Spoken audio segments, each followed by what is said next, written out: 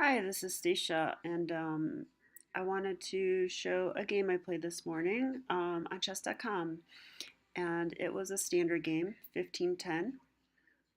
I played the white pieces with a 1562 rating, and I played against ManiNiot, rated 1590. So slightly stronger than myself, and okay, I open with d4. He goes d5, c4, queen's gambit, and now c6. And well, I love to play the Slav Exchange. I know that at the highest levels, this has a drawish and boring reputation, but I have to tell you, I get a lot of interesting and comfortable games out of this variation. And actually, this one's a very good example and dynamic for that reason, or dynamic for, I can't find words today. Um, Dynamic for that matter is what I'm trying to say.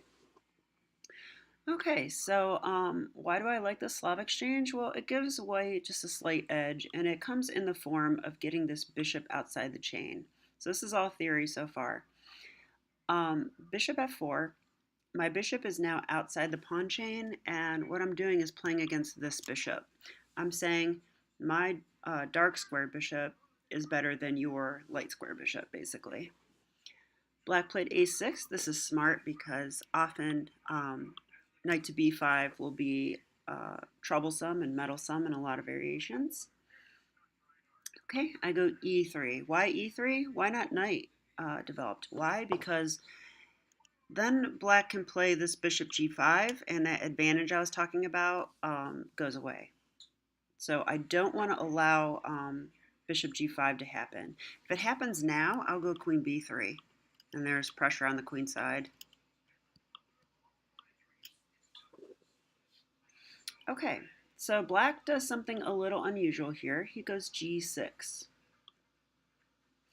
And I believe this takes us out of book. Yeah, it does.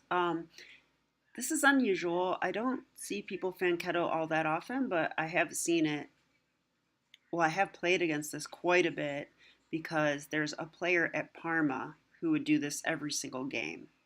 So I was feeling very happy to see this because I know exactly how to exploit it, as you'll see. All right, so I go bishop e2. Normally, the bishop goes on d3, but I find that when there's this Fanketto structure here, the bishop's often better on e2. That way, if the knight ever comes like this, we actually have pressure on him immediately, threatening to damage black's pawn structure on the king side. All right, so he goes bishop g7, natural enough, and now h3. I don't know how good this is, and I actually didn't look at this game with the engine too much. Oh, turns out it's one of the top moves. Okay. Yeah, I don't like playing h3 when I'm not developed, but in this case, I'm creating a little home for my bishop, so it takes the sting out of this knight h5 move. And at the same time, like I said, I want to develop my knight, but I don't want to allow bishop g5. So this is basically serving two purposes, and that's why I think h3 is probably strong here. All right, so black castles.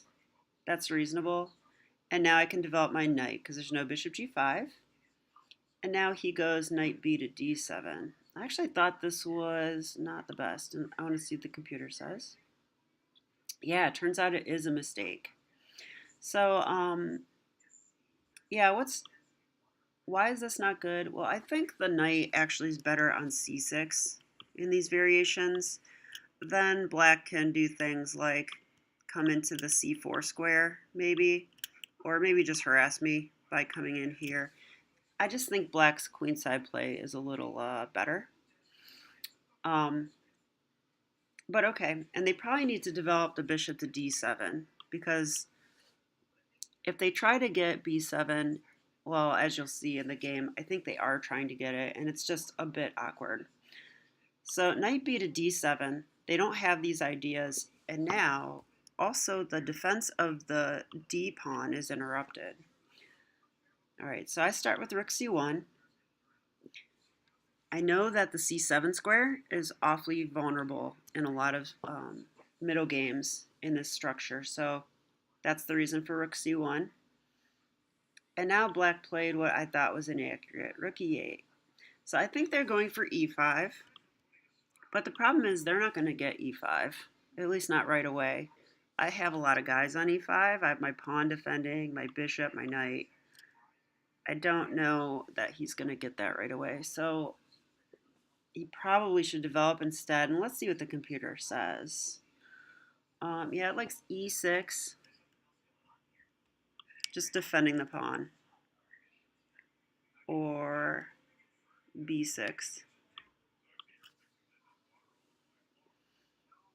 All right, well, he did rook e8 though, and yeah, and the computer is saying that white has a plus 1.1 advantage already, which that's pretty much how I felt in the game too. I just thought this is kind of a, it kind of commits the rook there when maybe it doesn't want to be there. The other thing that you'll see shortly is that this allows for some tactics coming up. All right, so I just castle, and now b5. And I posted this on my Twitter as well, but white has a tactic here. So do you want to pause your video and see if you can determine white's best move? Yeah, so we're punishing this rook e8 move with knight takes b5. And the problem is we're threatening bishop to c7. This would win the queen. So let's say they take the knight. Bishop c7 wins the queen. So that's not possible. So we basically grab that pawn. And black needs to create a square for the queen, so e5 is probably like a good move here. They could also go rook f8, I guess, but this seems more forcing. But now we take with a pawn, and we're hitting this knight. So really all black can really do is take the knight, we take here, they take back. But now bishop takes b5, and this is another tempo move. We're hitting the rook has to move. Well, actually probably bishop d7 is probably a little better. But now we can just play a4, and we're 2 pawns up as white, and we have a pretty nice game. I mean, I guess black could do this. But computer says white has plus 2.9 advantage here. So it's a good game for white, no doubt. These are passed pawns, even though they're doubles, so probably we can get some play with these. Okay, well, guess what? I didn't see that tactic during the game, so I'm making a flashcard of it. So this weird move rook e8 has to be played for that to work, because that traps the queen, basically. I played what is still a decent move. The other decent moves here are a4, and then, like I played, queen b3. So, although it probably could be considered a mistake, because knight takes b5 is so crushing here.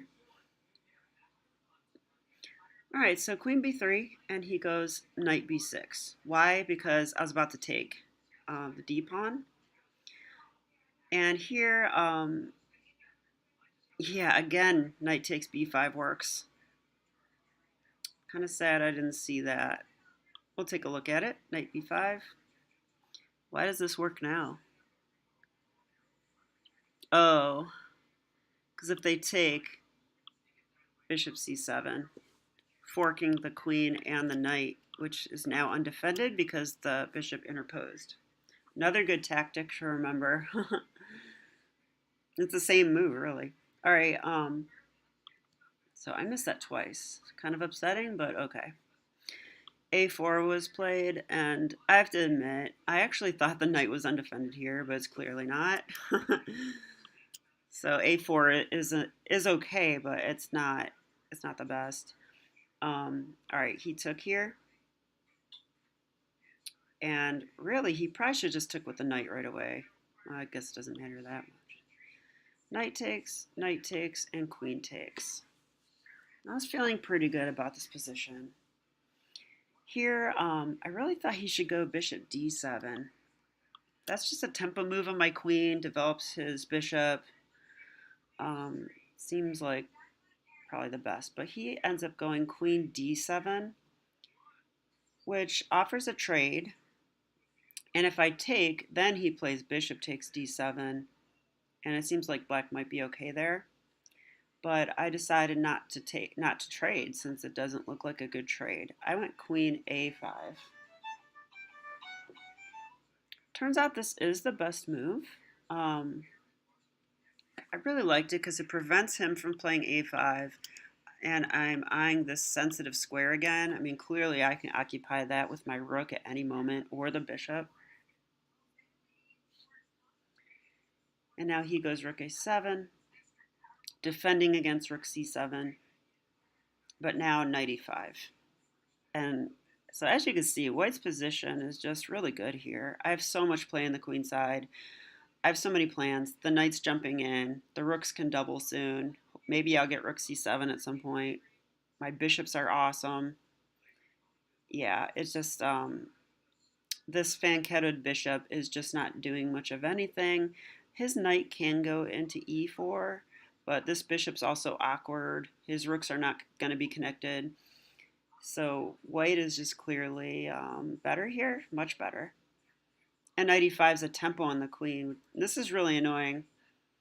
I thought queen d8 would be good until I realized that he can't play this because I'll take. And after rook takes, I actually have knight c6, forking the two rooks. So he can't do that. Probably the best is queen to b7, hitting the pawn. But I can probably just go b4 in that case.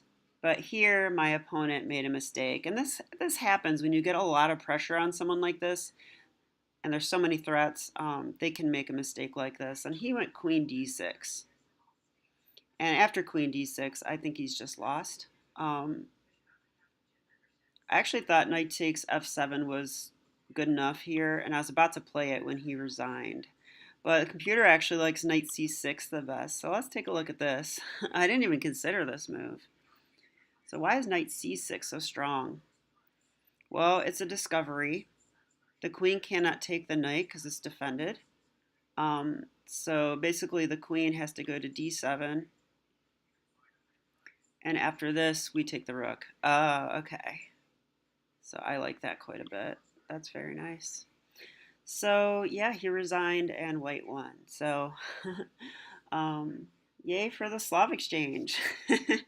I really do like these positions and just feel that I know them way better than my opponents. And I think that counts for a lot. I mean, this game basically was won right out of the opening. So I don't think that I played anything amazing at all. I just simply knew the opening better. But I'm happy to have played this game because of these tactics that were missed. So rook e8 I know is bad because it allows this bishop c7 idea. And yeah, don't play queen b3 here. Play knight takes b5. So I hope you enjoyed the video. And yeah, thanks. Have a great day. Bye.